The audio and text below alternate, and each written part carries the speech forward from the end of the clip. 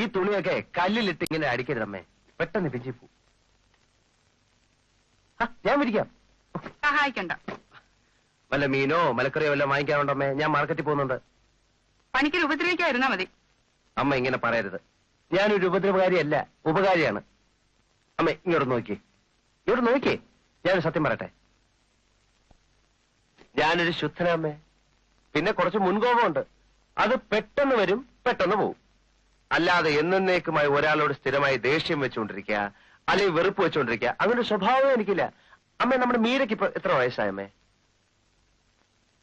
നിനക്കെന്താടാ അതിപ്പോ അറിയേണ്ട കാര്യം എന്നായിരിക്കും അമ്മ ഇപ്പൊ ചോദിക്കാൻ പോകുന്നത്. ന്യായമായ ചോദ്യം.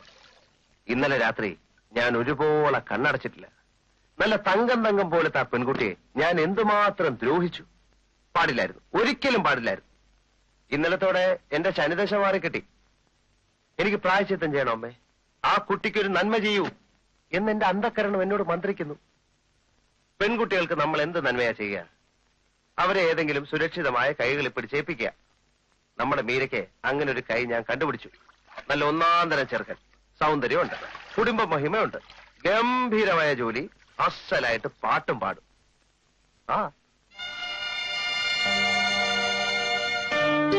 അമ്മ അഭിപ്രായമൊന്നും പറഞ്ഞില്ല? അല്ലെങ്കിൽ വേണ്ട, ഇപ്പോഴൊന്നും പറയണ്ട. ഞാൻ ചെറുക്കുന്ന വീട്ടിക്ക് വരാം. വേണ്ട, അതൊന്നും നടക്കില്ല. അതെന്താ? കുട്ടിക്ക് ലവിന്റെ ഏർപ്പാട് വല്ലോ? പണിക്കൽ അനാവശ്യം പറയരുത്. അനാവശ്യമല്ല, ആവശ്യമാ. എനിക്ക് പ്രായശ്ചിത്തം ചെയ്യട്ടെ. ഞാൻ ഈ കല്യാണം നടത്തിയിട്ടേ ബാക്കി കാര്യം. പണിക്കൽ അമ്മ ഒന്നും പറയണ്ട, ഈ കാര്യത്തിൽ ഇടപെടുകയും വേണ്ട. മനുഷ്യ സ്നേഹമാണ് അമ്മയെ എല്ലാത്തിലും വലുത്. സ്നേഹമാണ് അമ്മയെ അഖില സാര മൂഴിയിൽ. അത് മനസ്സിലായിക്കോളൂ. ചെറുക്കം വരും, മീരെ കാണും, മീരെ കെട്ടും. ഒന്നും പറയണ്ട.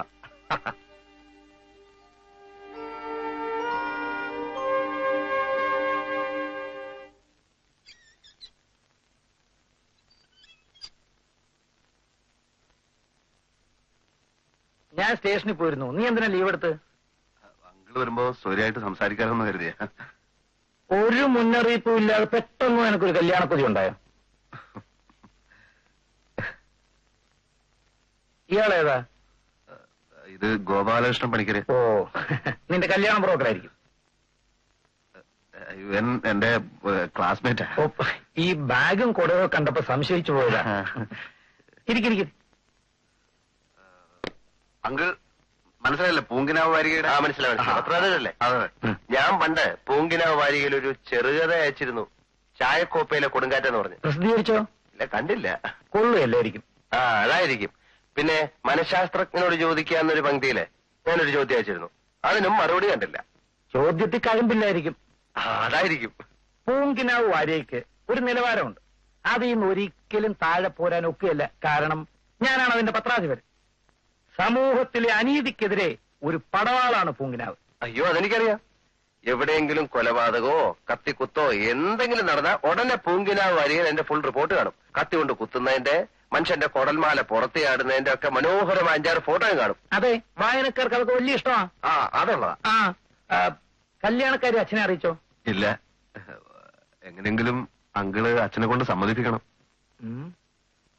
കുഴപ്പം പിടിച്ച കേസുമല്ലോ ആണോ?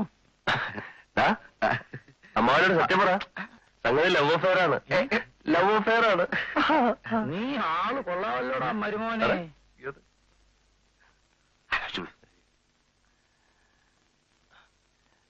സാറ് വിചാരിക്കുന്ന പോലുള്ള ഒരു ലവ് അഫെയർ അല്ല. ഇവനങ്ങോട്ട് മാത്രമുള്ള ലവ്. അക്കാര്യമൊന്നും ചോദിച്ച് സാർ അവന്റെ മനസ്സ് വിഷമിപ്പിക്കണ്ട. നമുക്ക് എങ്ങനെയെങ്കിലും നടത്തി കൊടുക്കണം. സത്യത്തിൽ ഇല്ലെങ്കിൽ അവൻ തൂങ്ങിച്ചാവും. അത്രയ്ക്ക് മൂത്തു. പിന്നെ പെണ്ണിന്റെ വീട്ടുകാര് സാമ്പത്തികപരമായിട്ട് അല്പം വീക്കാണ്. അല്ല, അതുകൊണ്ട് ഇവരെ ഇഷ്ടപ്പെടണമെന്നില്ലല്ലോ. ഇഷ്ടപ്പെടുത്താൻ നമ്മൾ പരമാവധി ശ്രമിക്കേണ്ടി വരും. സാഹചര്യം അറങ്ങേറ്റാ മതി. അല്ല, ഒരു മനുഷ്യജീവന്റെ പ്രശ്നമാണ്. അതുകൊണ്ടാ സാറിയോ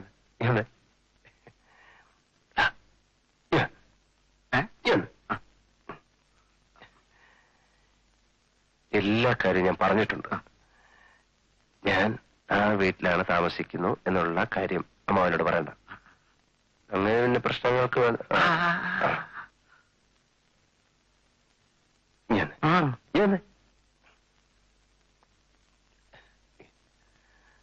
അതെ അതെ, നമ്മളെ രണ്ടുപേരും കൂടെ ആദ്യ വീട്ടിലേക്ക് ചെല്ലുന്നു. പെൺകുട്ടി ഓഫീസിൽ നിന്ന് വരുന്നതിന് മുമ്പ് അമ്മയെ ചാക്കിട്ട് പിടിക്കുന്നു. പെൺകുട്ടിക്ക് എന്നെ അത്ര പത്യമല്ല. അതുകൊണ്ട് എന്റെ പരിചയക്കാരനാണ് സാറ് എന്നുള്ള കാര്യം അവനോട് മാത്രം പറയണ്ട. ബാക്കി ഞാൻ ഏറ്റുന്ന ഞാൻ അങ്ങോട്ട് പോയി അങ്ങോട്ട് പോയി.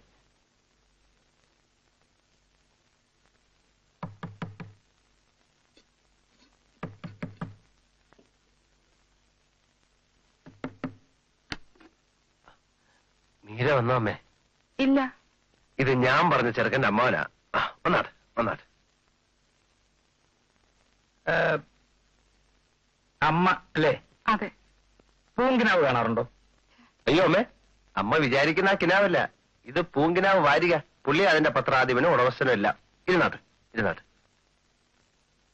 എന്റെ അനന്തരവൻ ഒരു പോലീസ് ഉദ്യോഗസ്ഥനാണ്. അവന്റെ അച്ഛൻ അവനെ ഒരു വക്കീലാക്കാൻ ആഗ്രഹിച്ചപ്പോഴും അവന്റെ അമ്മ അവനെ ഒരു എഞ്ചിനീയറാക്കാൻ ആഗ്രഹിച്ചപ്പോഴും ഞാനാ എതിര് നിന്നിട്ടുള്ളത്. അതെ, അവന്റെ സ്വഭാവത്തിലെ ആ ഒരു പോലീസ് കണ്ണ് കണ്ടെത്തത് ഞാനാ. എനിക്ക് എവിടെ അനീതി കണ്ടാലും അതിനെ എതിർക്കാനുള്ള ഒരു മനോഭാവം വളരെ ചെറുപ്പത്തിലേ ഉണ്ടായിരുന്നു. എന്റെ അനന്തരവനും ആ ജനസിൽപ്പെട്ടവനാണല്ലോ. എന്നെ പോലെ ധീരനുമാണ്. ഞാൻ വാരികയിൽ കൂടെയും അവൻ പോലീസിൽ കൂടെയും അനീതിക്കെതിരായിട്ട് നിരന്തരമായിട്ട് ശബ്ദിച്ചുകൊണ്ടിരിക്കുക. അതെ, ഞാനാണ് ഈ ആലോചന കൊണ്ടുവന്നെന്ന് മീര അറിയണ്ട. ഇഷ്ടപ്പെടില്ല. ഈ കല്യാണം നടന്നാലുള്ള ആഗ്രഹം കൊണ്ടാണേ. ചെറുക്കന്റെ അച്ഛനും അമ്മയും ഇത്തിരി യാഥാസ്ഥിതികരാ. എങ്കിലും എന്റെ അഭിപ്രായം അവഗണിക്കില്ലെന്ന് കരുതിക്കോളൂ. അത് സ്ഥിതിഗതികളൊക്കെ. സ്ഥിതിയിലും ഗതിയിലും ഒന്നും എനിക്ക് താല്പര്യമില്ല. പെൺകുട്ടിയുടെ ജോലിയോ ശമ്പളമോ എന്റെ അനന്തരനെ ആകർഷിക്കാനും ഇടയില്ല. വിവാഹം കഴിഞ്ഞാൽ അവളുടെ ശമ്പളം നഷ്ടപ്പെടുമല്ലോ എന്നുള്ള ഭയവും വേണ്ട. മക്കളോട് സ്നേഹമുള്ള ഒരമ്മയും അങ്ങനെ വിചാരിക്കില്ല. ഞാൻ പറഞ്ഞത്. വേണ്ട, ഒന്നും ഇനി ഇങ്ങോട്ട് പറയണ്ട. അതല്ല, അവനെ ഇഷ്ടപ്പെടുമെന്നായിരിക്കും. കൊള്ളാം കൊള്ളാം. ഇഷ്ടപ്പെടാതിരിക്കാൻ പ്രഥമദൃഷ്ട്യാ കാരണങ്ങളൊന്നും കാണുന്നില്ല. ഇഷ്ടപ്പെടാനാണെങ്കിൽ 1000 കാരണങ്ങളുണ്ട് താനും. അമ്മേ, അമ്മ എന്ന് വെച്ചാൽ ചായ ഇട്. എല്ലാം മംഗളായി കലാശിക്കും. ചെല്ലേ ചെല്ലേ. സാറേ, ദേ ആ പെൺകുട്ടി വരുന്നുണ്ട്. സാറൊന്ന് ഇംപ്രസ് ചെയ്യിക്കണം. ഞാനിവിടെ എന്നാ ശരിയാവത്തില്ല.